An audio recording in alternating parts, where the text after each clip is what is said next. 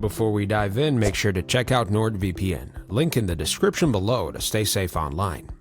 Today we're pitting together Boost Mobile against T-Mobile to help you decide which carrier is the best fit. Boost Mobile now operates on its own 5G network coverage, around 80% of the US population, while still tapping into AT&T and T-Mobile for broader reach. T-Mobile runs one of the nation's largest 5G networks, with ultra-capacity coverage across urban and suburban areas. So yes, they use the same towers, but Boost accounts are reprioritized on T-Mobile's network during congestion. Now, Boost offers a standout $25 a month unlimited plan with 30 gig premium data, then throttled speeds. It locks in your rate for life.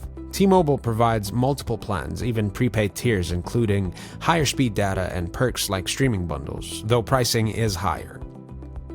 Boost users may see slower speeds after using 30 gigs due to deprioritization and throttling. T-Mobile gives premium high-speed data without deprioritization on its own plans and typically faster peak performance.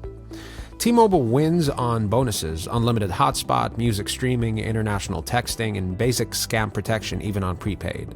And Boost keeps it bare bones, no perks, but does offer device financing and affordable entry-level options.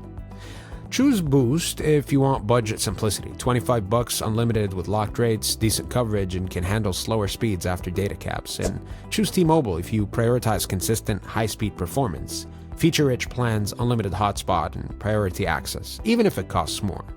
Thank you for watching.